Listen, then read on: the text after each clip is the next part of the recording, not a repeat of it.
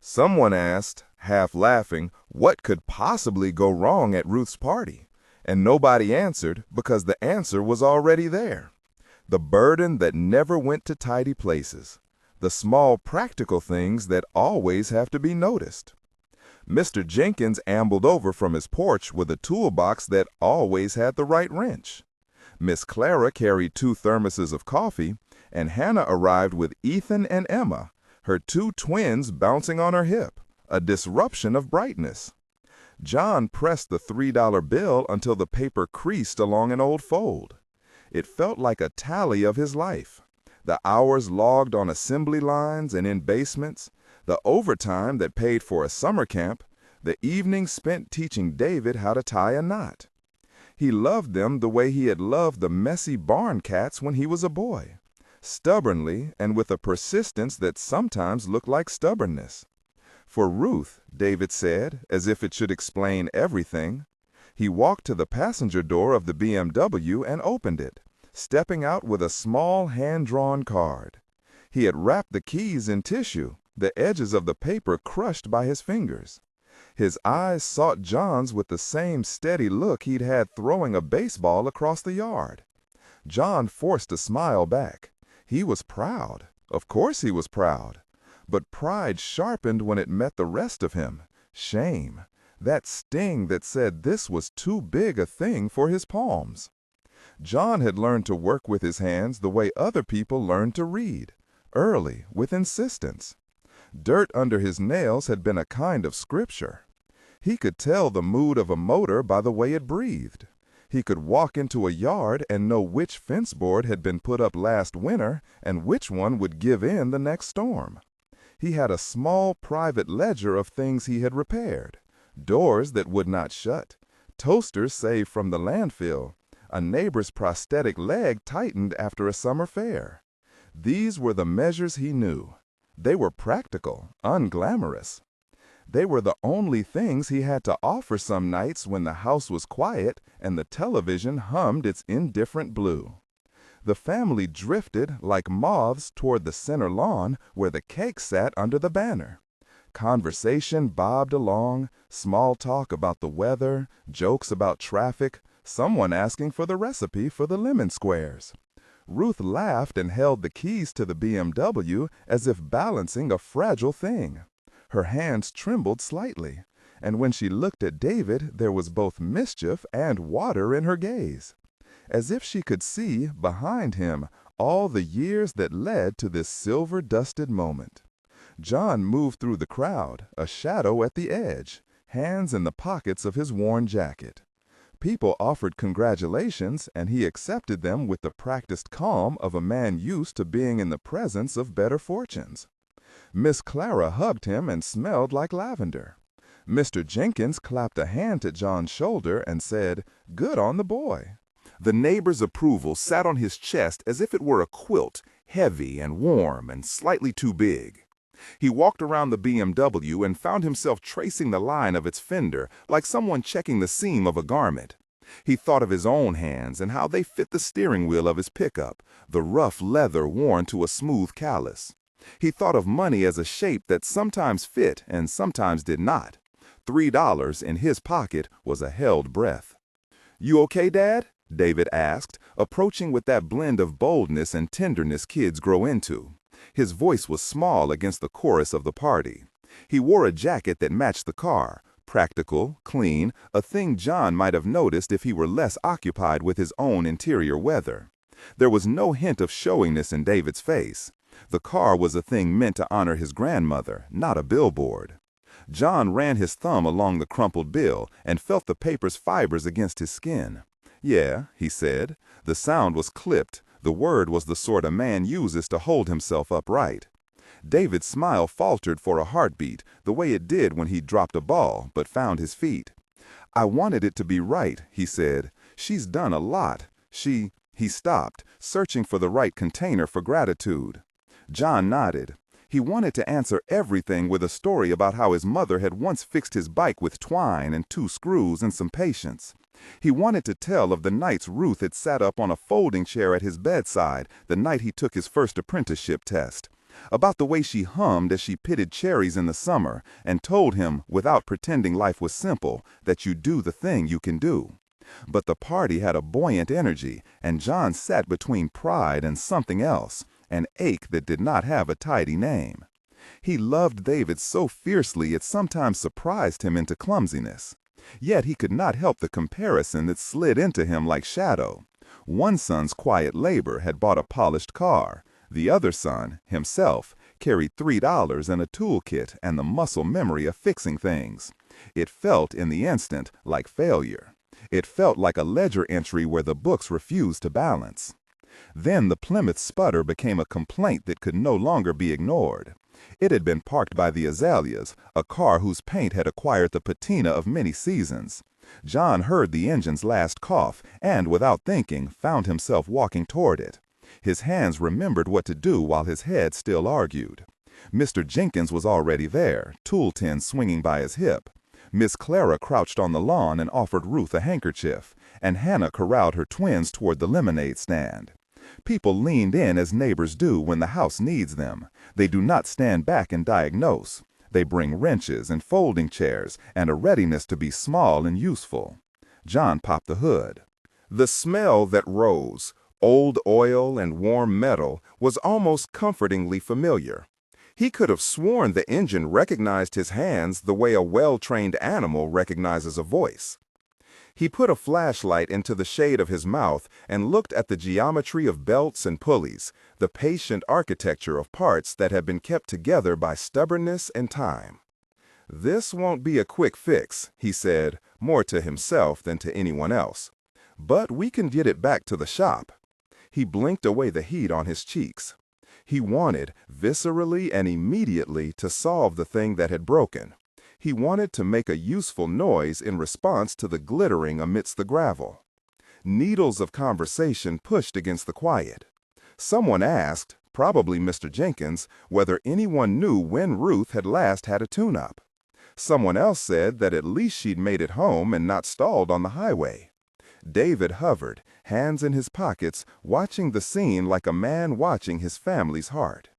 John reached in under the fender and felt for the radiator hose. His fingers, broad and darkened by years of work, brushed something sticky and old. He caught the loose clamp and tightened it with a wrench, the sound of the metal a song he had always known. A small triumph. The car coughed but refused to be cooperative. The radiator leaked in a slow, stubborn way, turning the stain on the gravel darker as it pooled. "We'll need a new hose," he said, "or a clamp, maybe both." He had words for the parts and the processes, and they arrived easily. But behind the straightforward practicality, there was a ledger entry once more. Money for parts, time off so Ruth could get to the shop, the calculus of who pays for what. Miss Clara reached into a grocery bag and produced paper towels. "Here, John," she said, her voice soft. "You always did like getting your hands messy."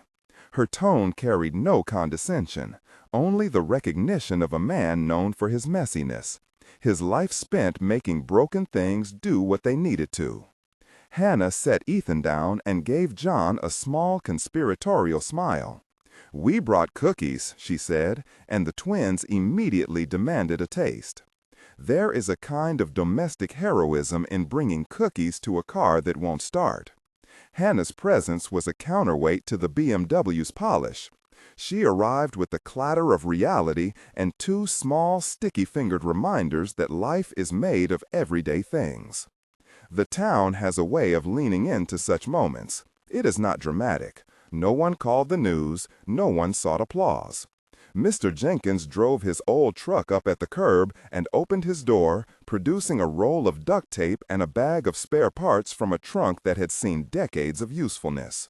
Miss Clara, who kept an odd assortment of spare keys in a cookie jar because you never know, handed over a wrench that fit just so. Their contributions were anonymous and perfect, and the sort of thing that reads like small seams in the fabric of a life. John accepted their help. He never liked being helped when help came across as pity, but this was different. This was a neighborly binding. Mr. Jenkins's hands, knotted with old arthritis, worked with a precision John recognized. They communicated in the language of sockets and ratchets, and John felt, even as a small, stubborn heat rose in his chest, a quiet gratitude. It was not the same as money, but it mattered.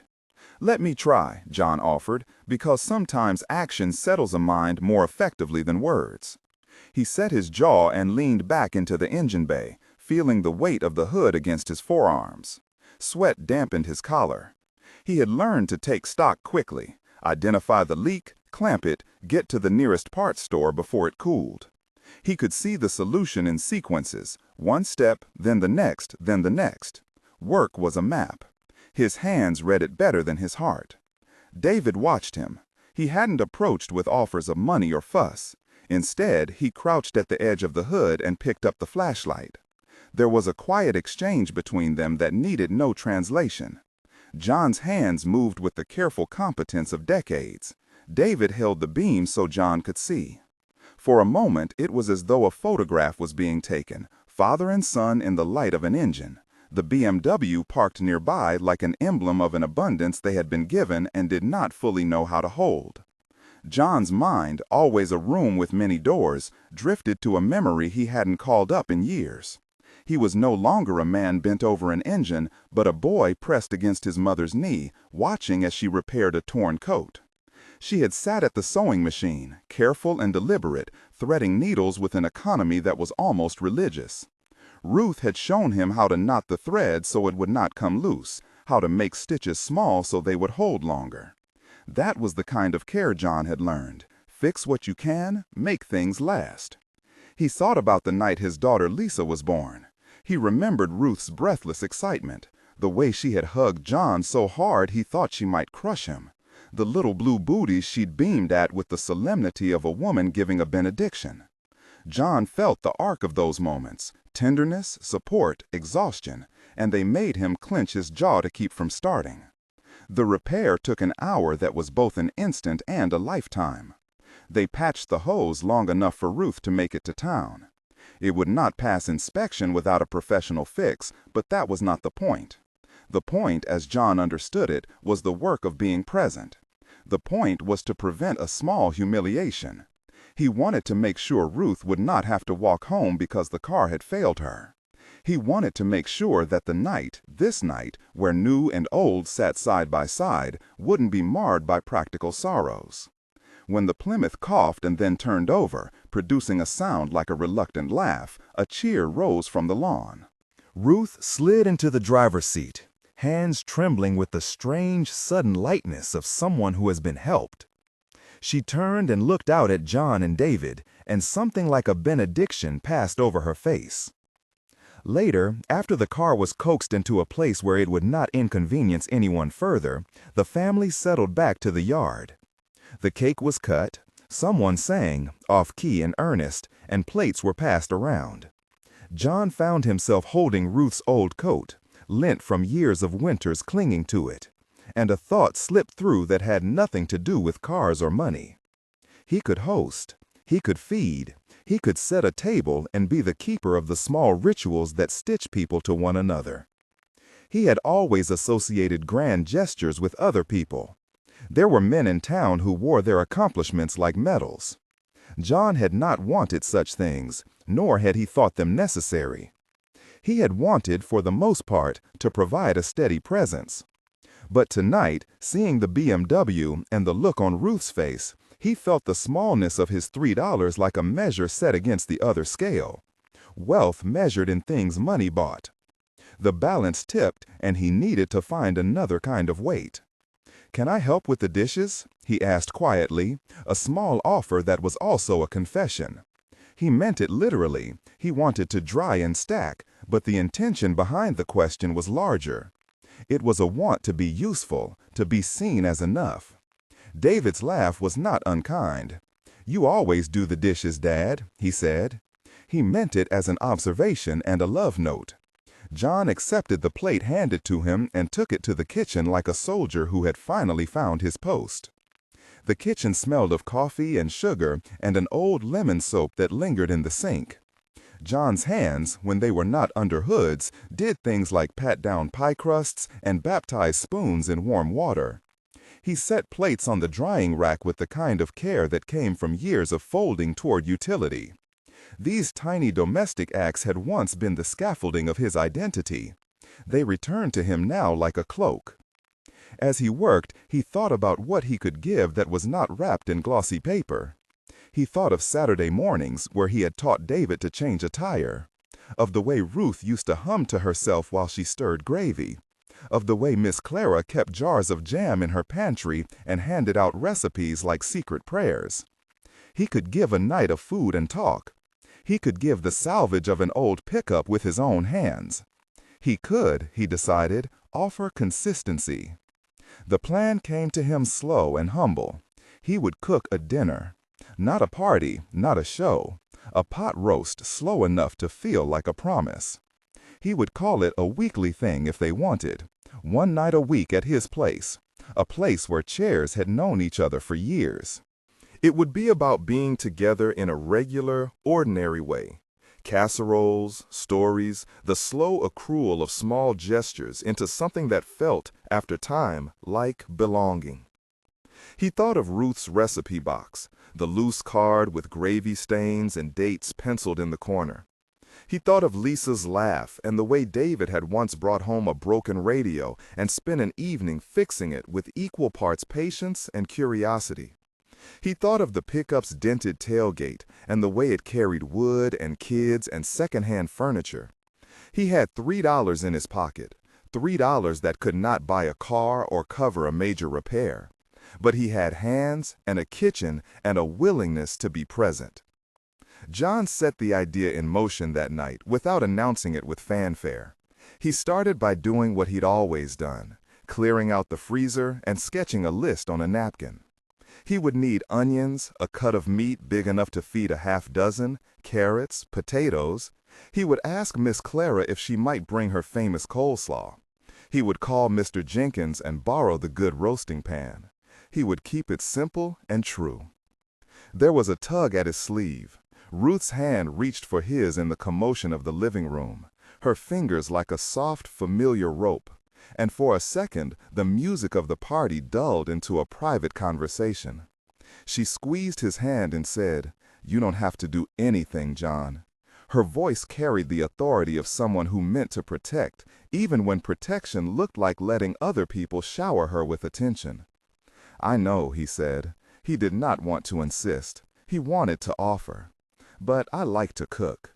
She smiled as though she had known him since his first breath. "You cook like you fix things," she said. "Careful, no shortcuts." The phrase settled like worn bread between them. It was not a refusal. It was an invitation.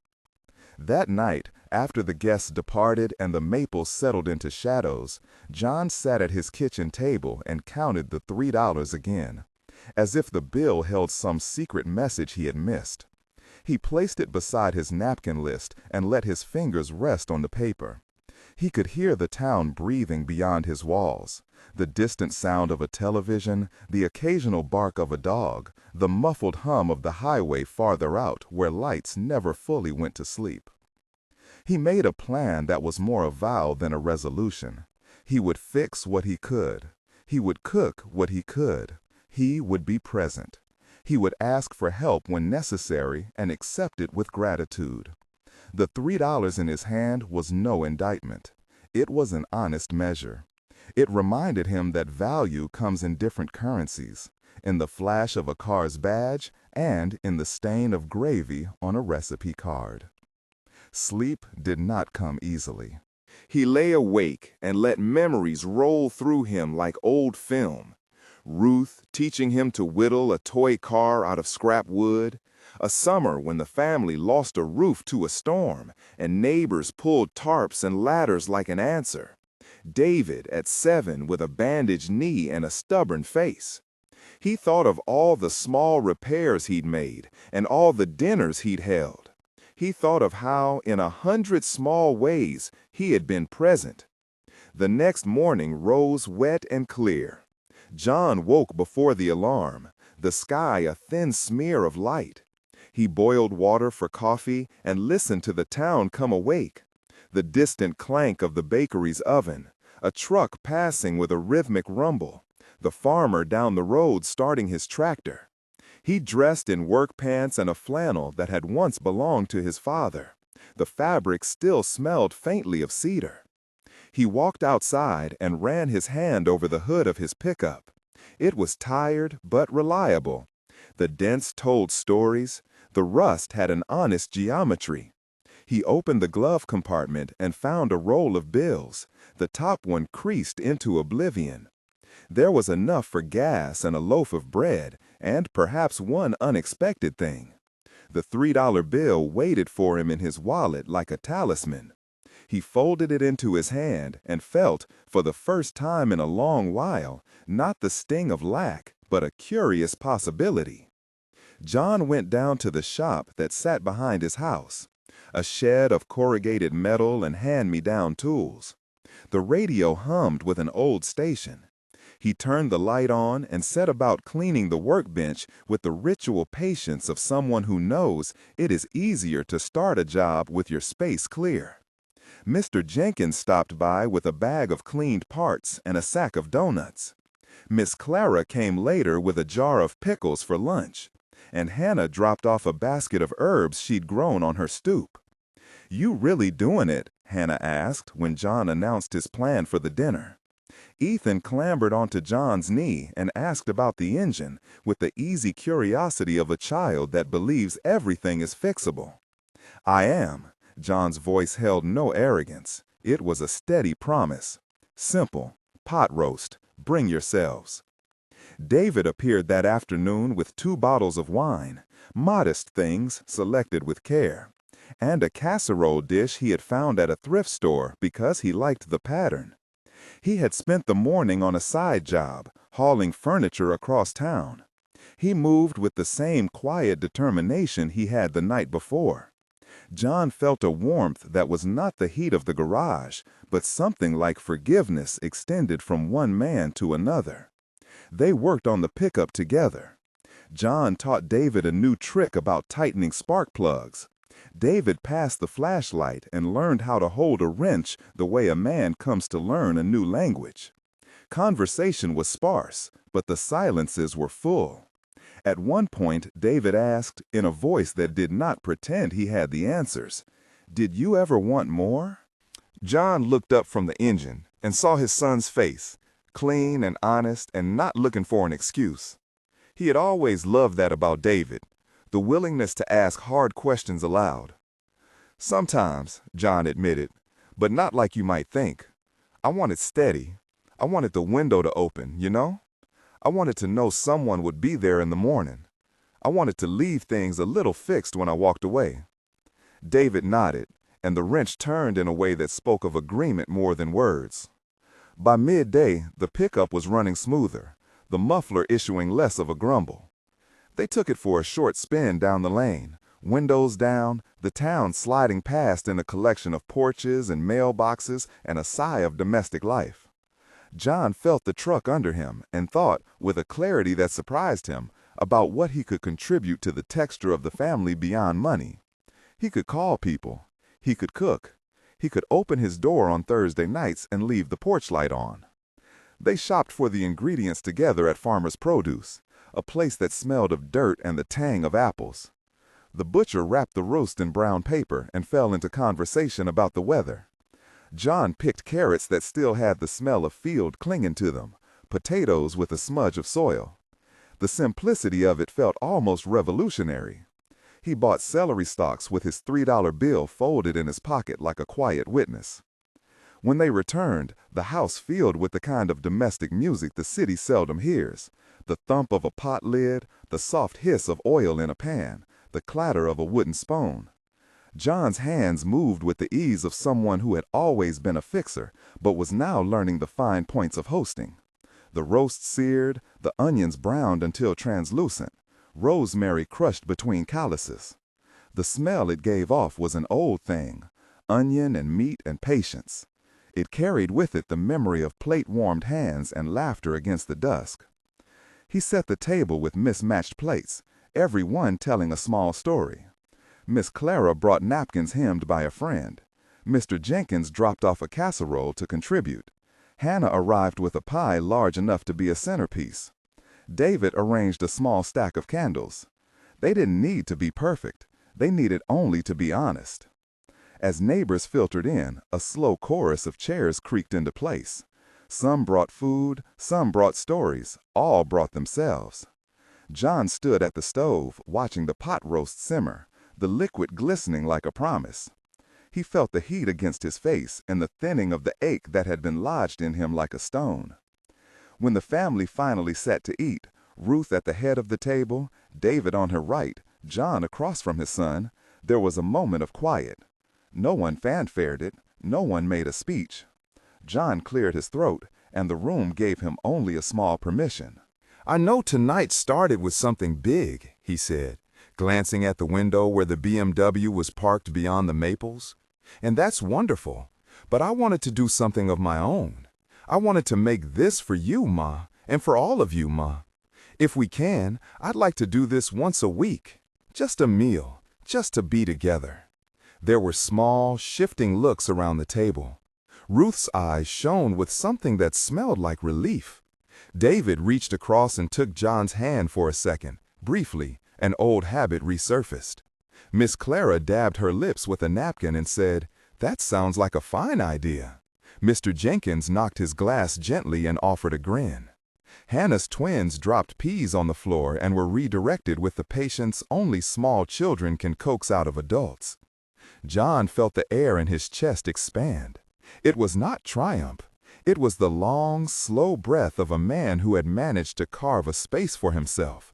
He watched as plates emptied and conversations folded into night.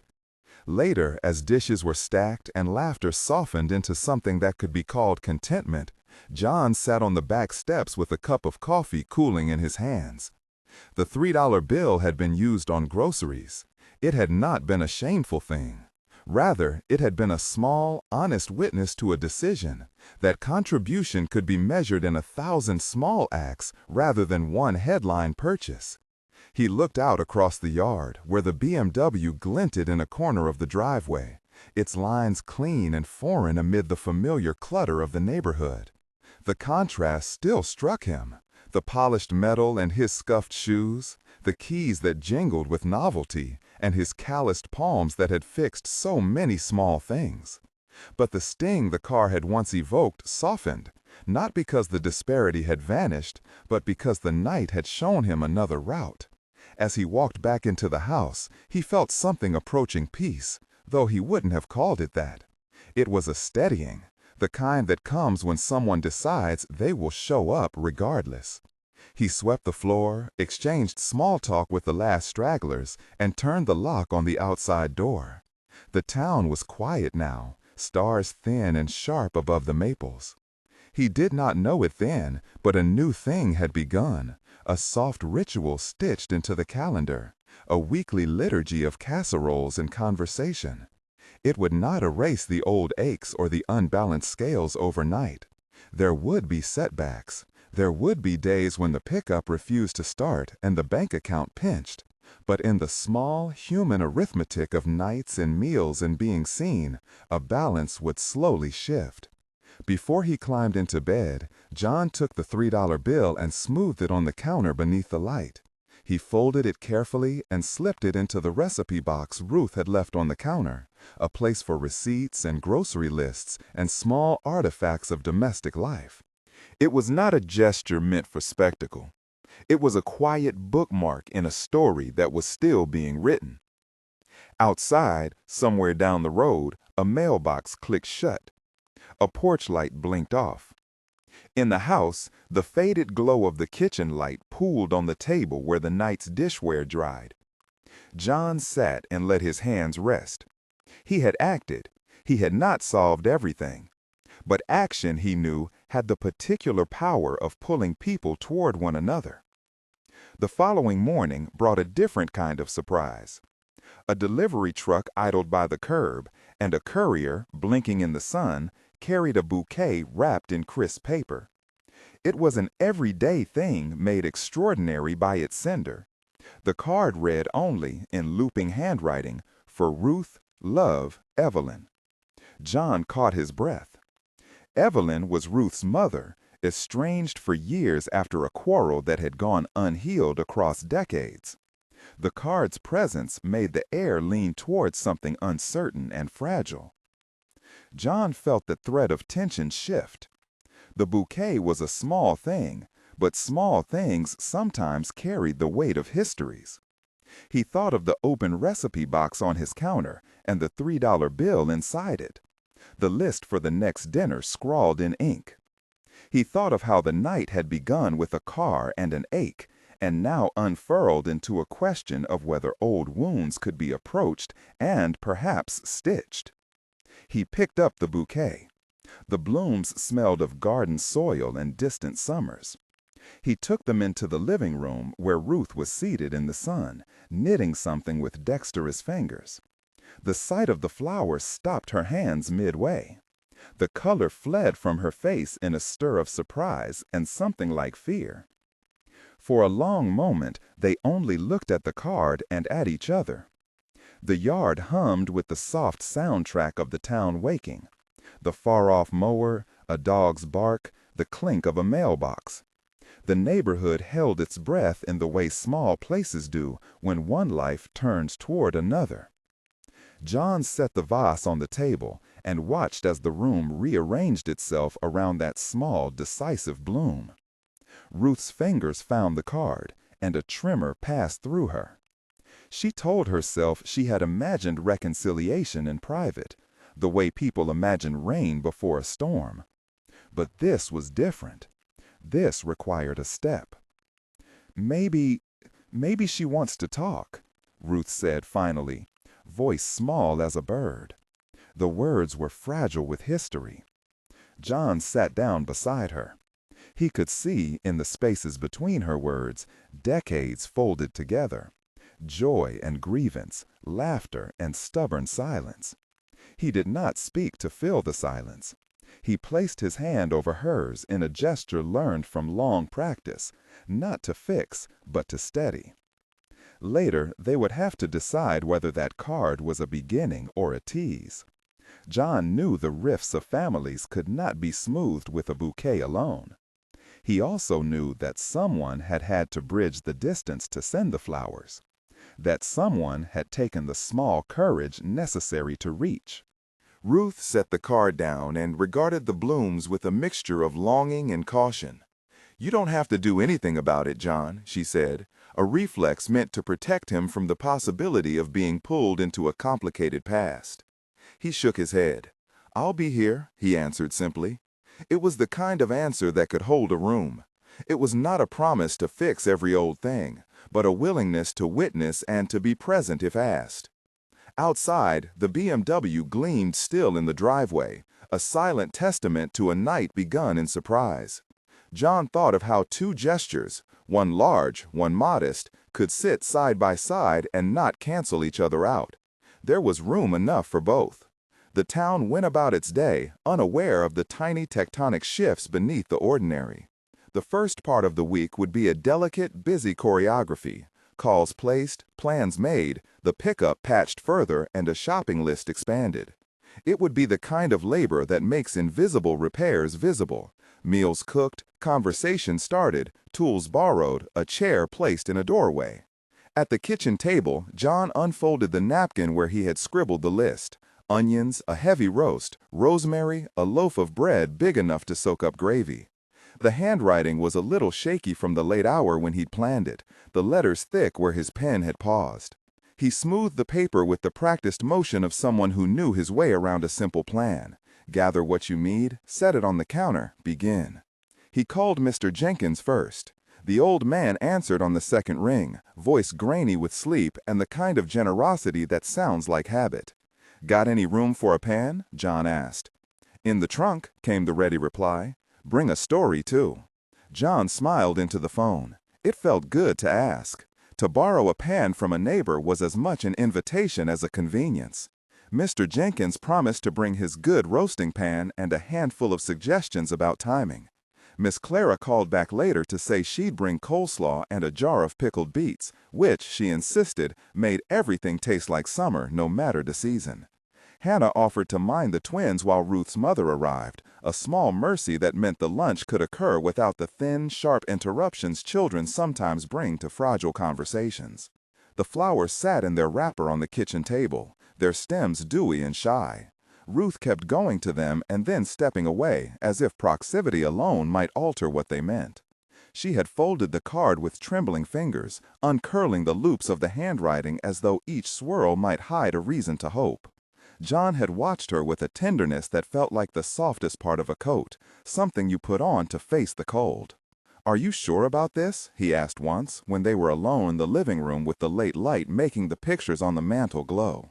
Ruth looked up from the knitting she'd set aside. "No," she said plainly, "but I'm tired of the staying mad.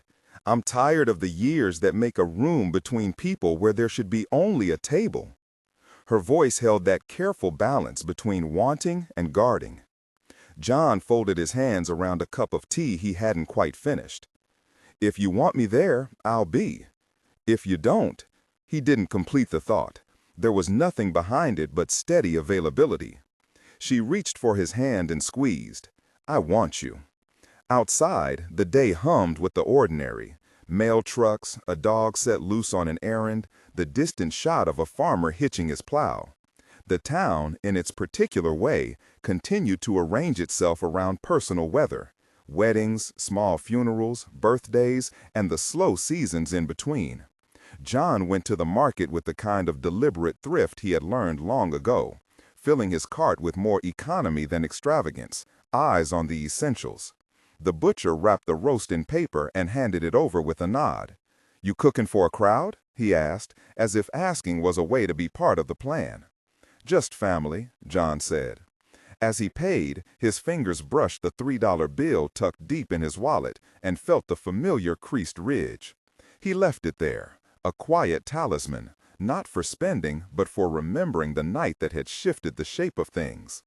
The bill had moved, in his mind, from being a deficit to being a kind of punctuation, an emblem of a life that measured love in other currencies.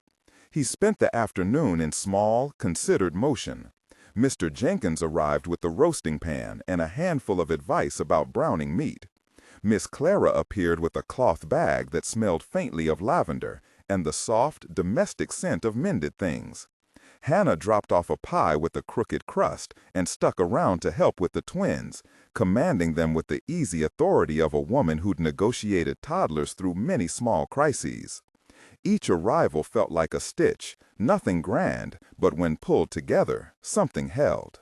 "You sure you want this here?" Mr. Jenkins asked when he handed over the pan, glancing toward the bouquet on the table. He'd known Evelyn once, years back. Small towns keep histories folded in the corners of conversation. John nodded. She asked to meet. Ruth agreed. "We'll go slow." "Good," Mr. Jenkins said. "Slow beats fast when you're holding glass." In the kitchen, the roast sizzled as John seared it, the smell filling the house with the kind of warmth that insists on memory. He thought about the recipe box Ruth kept in the cupboard, a small cardboard vessel lined with grease-stained cards and penciled dates. He pulled out a card with a margin scorched by time and set it by the pot, a small anchor, the handwriting of family tasks and family stories. There were moments that day when his chest tightened in a way that felt dangerously like fear. What if the lunch exploded into the same old argument that had left a cliff between two women for decades? What if the conversation turned to the past's cruelty and one word fell that reopened what had been sutured only to scar? He let those worries move through him and settle. He could not control their course. He could, however, offer presence and the steadying rhythm of bread being sliced and plates being warmed. When the time for the meeting arrived, they went not to a sterile, neutral place, but to Evelyn's house, a modest bungalow with faded shutters and a small porch swing. There was nothing showy about it. The front lawn had been tended, lawn chairs lined up like witnesses, and the screen door hung open, letting in a ribbon of September air. Evelyn stood on the porch when they walked up, and for a moment John thought he might see a flash of the woman in the photograph leaning in a frame in Evelyn's living room. A younger face, hair pinned back, eyes sharp with a life that had not yet been tempered into softness. Now, Evelyn's hair was white and pulled into a bun, and the lines in her face took on the map of time. She held herself as if being seen was both a risk and an acknowledgement. "Ruth," she said, voice wobbly but steady in its own way. Ruth advanced in a careful step, folding and unfolding the hem of her skirt as though measuring whether she could take the space between them. There was a breath where both women simply looked at each other, years moving like water between them. John stood a foot behind Ruth, feeling the small, defined weight of being the man who could hold a hand or a silence as needed. Evelyn's gaze flicked to John and nodded. "You've been looking good, Ruth," she said, and it was an old, clumsy kindness, the kind that belonged to the first truce of people who had been angry long enough to forget how to be gentle. They stepped inside. The house smelled of lemon cleaner and the soft, honest musk of old fabric. Sunlight pulled on the floorboards where a braided rug had been set like a welcome mat. There were photographs on the wall, a child with a missing tooth, a cow in a field, a young Ruth at a dance with her hair pinned up.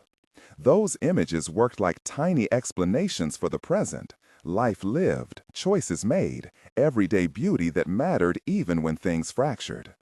For a while, conversation wagged around small things: weather, the state of the garden, the price of gasoline.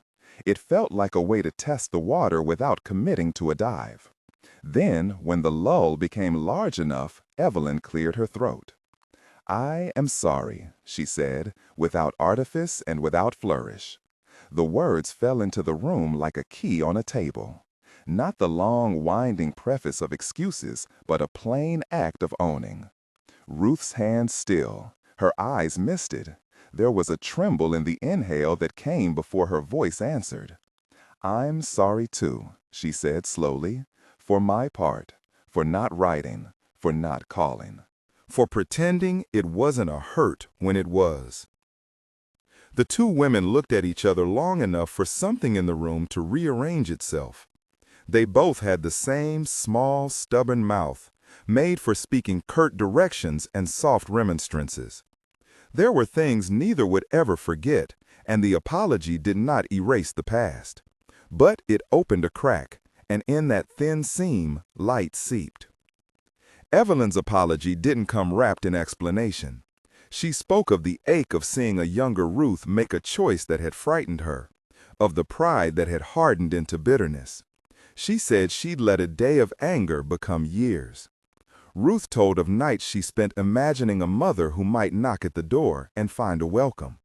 She spoke of the way a quiet absence had become a loud presence in every celebration and every sorrow. They did not fix everything over cups of coffee.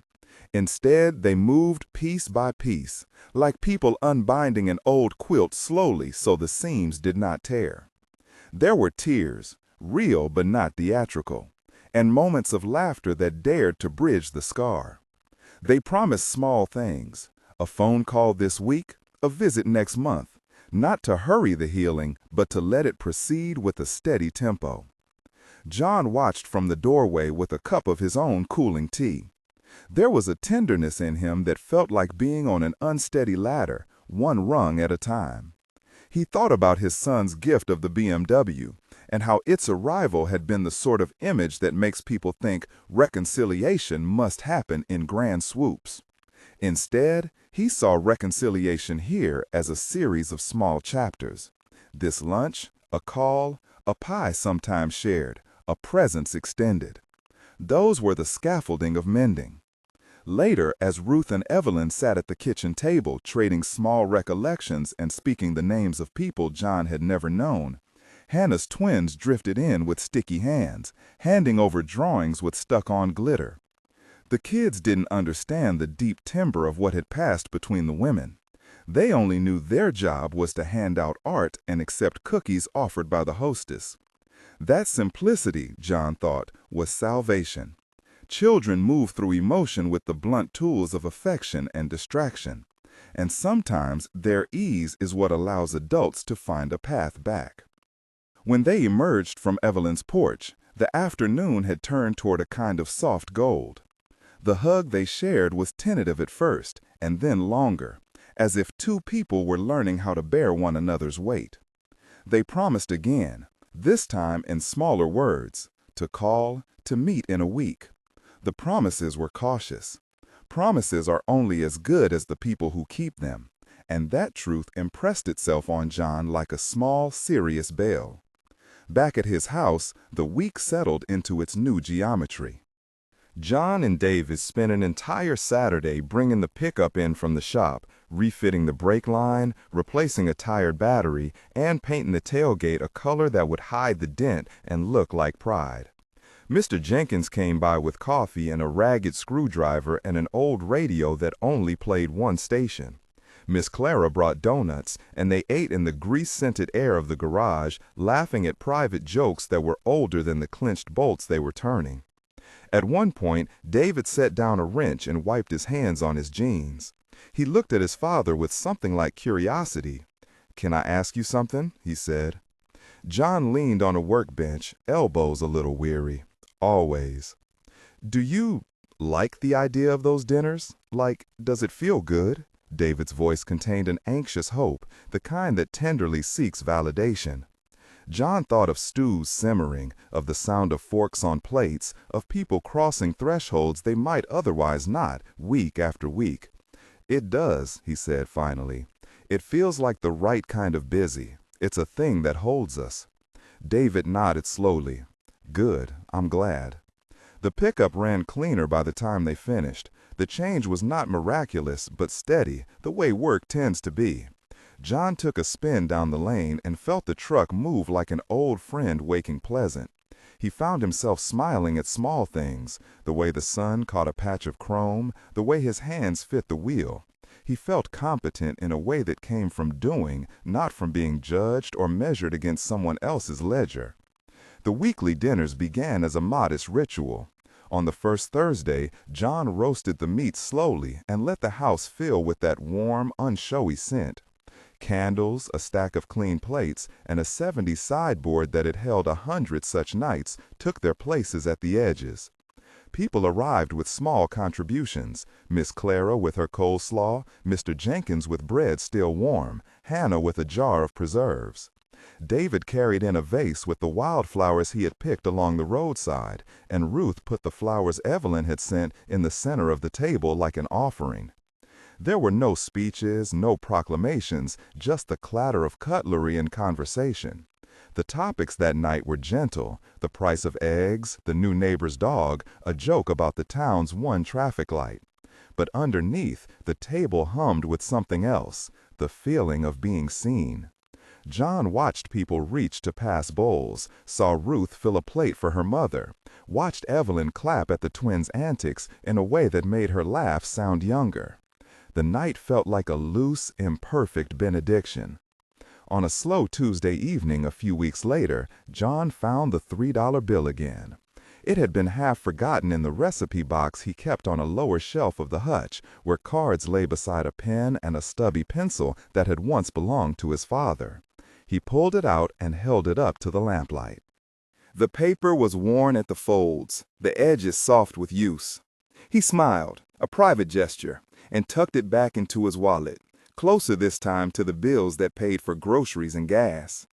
The measure of his worth, he had learned, was not contained in a single piece of paper. It lived in the way he showed up on Thursday nights, and in the afternoons he spent under the hood of a truck helping a neighbor.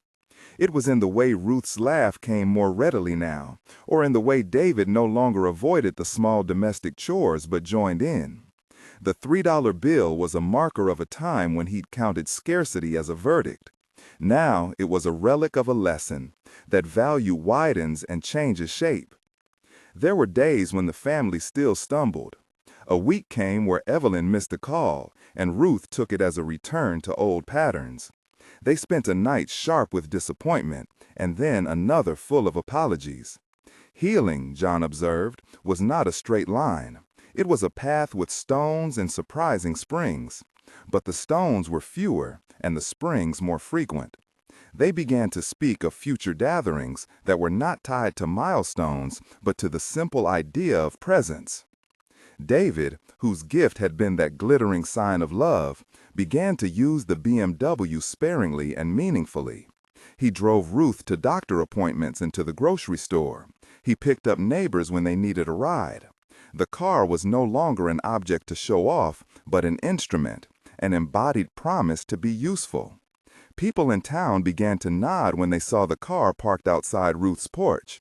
It had become part of the family's practical landscape. John found his contributions were valued in ways he had not expected. People noted the way the stew tasted like someone had remembered a childhood, or the way a pickup seat had been mended with careful stitches to keep a grandchild safe. He was complimented, not in the flashy sense, but in the quiet way that accumulates until you notice your life has weight. One evening, after plates had been cleared and the last guest had hugged Ruth and stepped into the dark, John sat on the back step with a cup of coffee and thought about how gifts arrived in different clothes. The BMW had been a thunderclap, shiny, obvious, something that made the yard light up.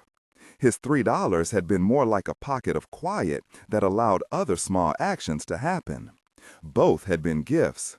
Both had opened different kinds of doors. For a long time, he had thought the scale of his contribution would be judged by the heft of his wallet. Now he understood the generosity that lives in steadiness, in a weekly night to gather, in borrowing a roasting pan so someone else's dinner could be made whole, in answering a call that might be inconvenient but mattered more than timing. Value, he decided, was not a single figure. Months softened into one another. The table grew familiar, different faces on different nights, but a hand always ready to pass the gravy or take an empty dish. Mr. Jenkins told a new story about the war of the mailboxes.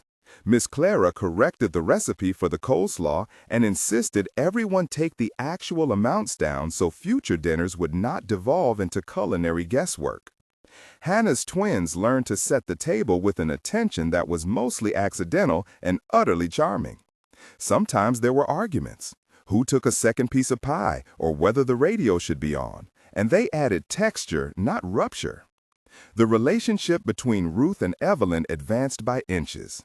They met for tea, for short visits, for the odd errand where proximity allowed conversation to happen in the pauses between tasks. They did not become two women who had always been untroubled companions, but their voices, when they spoke now, carried less of the barbed edge they once had. Reconciliation, John watched, is often less a grand capitulation than a gradual reorientation of habits. One spring afternoon, when the maples threw shadows like lace across the yard, John found himself in a small moment that made the shape of everything clear. David had come over to help with a leaky gutter. They laughed at a small mishap, wiped their hands on their pants, and sat for a spell on the back step, boots propped up and watching the road. Ruth clapped from the kitchen window at something Hannah's twins were doing with an empty shoebox. David leaned back and said softly, "You know, Dad, I'm glad you do the pot roasts." John let the words rest inside him for a moment. "Me too," he replied. "No," David said again, more insistently. "I mean, people come here. They talk. You make it feel like home. That's bigger than a car." John felt the heat of tears near the corners of his eyes. He tamped them down with a laugh that he trusted more than his voice. "You're saying that because your roast was better than mine?" he jabbed. David rolled his eyes, the way sons do. "Nope, I mean it." That night, John stepped out to the porch before bed. The sky was thick with stars, and the quiet held its usual promise, that the world could breathe when it chose to. He put his hands in his pockets and felt the worn shape of his wallet, the $3 bill sitting inside like a stamp on a small chapter. He did not need its tally anymore. It had done the work of reminding him what he valued. Now it was a token, a small stone in a pocket to remind him of a night when he'd chosen to be present. He pictured the BMW parked under the maples, the sheen of its paint catching moonlight. He pictured his son's careful grin when David drove Ruth to fetch bread. He pictured Miss Clara's napkin-stained hands and Mr. Jenkins's bent back as he hauled a chair over for an extra neighbor. Each of those images belonged to a ledger that did not measure in dollars, but in attendance, an accumulation of small acts. John thought about how we measure surprise. The headline moment had been a car and a gasp and a silver hood. But the most incredible surprise, he decided, was the way ordinary things layered themselves into something lasting.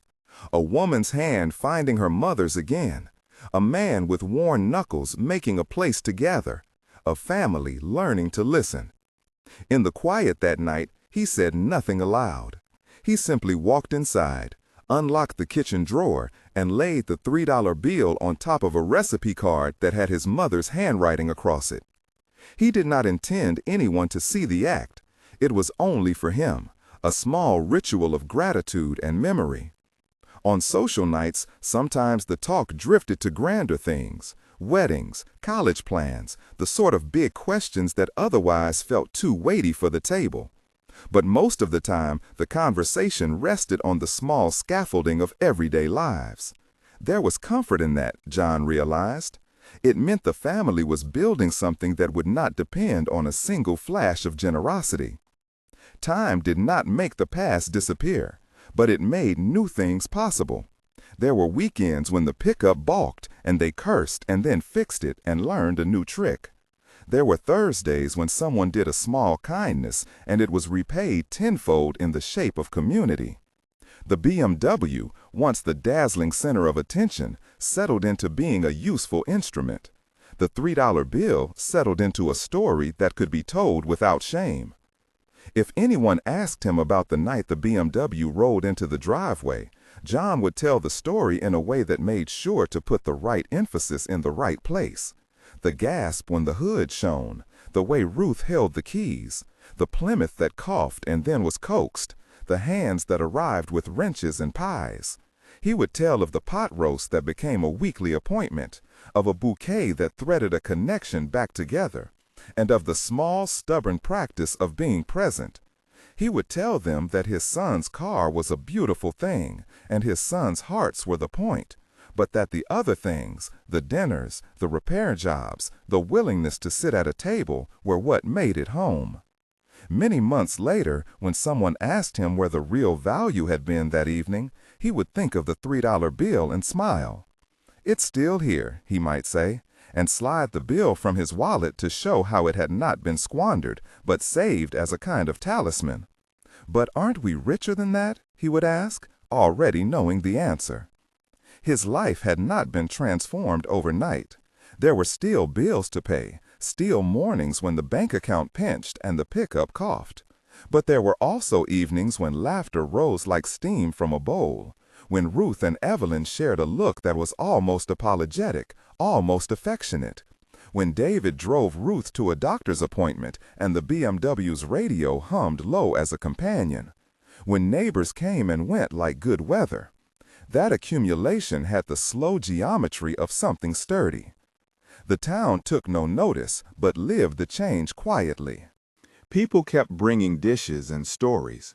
The maples kept throwing down their leaves in fall, and the porch light stayed on for anyone who might wander by. John sat more easily in his skin, less convinced that his worth depended on a checkbook balance, and more convinced that his life's currency was the willingness to show up. On an autumn evening, as the sun slipped behind the far fields and painted the clouds in a soft, bruised pink, John walked the driveway and watched the BMW's shadow stretch across the gravel. He had $3 in his pocket, folded like a note to himself. He had more than that in his hands: a repaired pickup, a box of recipes, a calendar with Thursday nights penciled in, and the knowledge that a simple meal could be a kind of miracle. He did not mean miracle in a heavenly, impossible sense. He meant it in the human way: small, repeated acts that change the shape of a life. He thought of David's smile when Ruth slid into the driver's seat of the BMW, the way she had looked at her son with gratitude and surprise. He thought of the look between Ruth and Evelyn that had the awkward beauty of two people taking their first steps back from a long absence. John touched the $3 bill in his pocket and felt its thinness like a pulse. He placed it back in the recipe box later, this time beneath a card with gravy stains and his mother's looping script. It was not a monument, it was a marker, a reminder that the richest things are often not counted by numbers. He closed the kitchen door behind him as the night took hold. The house settled, the maples murmured with the hush of leaves. On the table, the candle stub left from the weekly dinner gave off a faint glow. John stood a moment, listening to the quiet, and felt a strange and steady contentment. He had been present. He had shown up with what he had, and what he had given had been taken and tenderly returned in ways he hadn't expected. The incredible surprise of that night, his son's gift of a BMW to Ruth while he held $3 in his pocket, remained a true and luminous thing. But now its meaning had broadened. It had become not a single definition, but a doorway into a more honest life, one where gifts of many sizes could live beside each other, each holding their own kind of grace. If this story has touched you in any small way, share it with someone who needs a quiet reminder that presence can be the most powerful gift.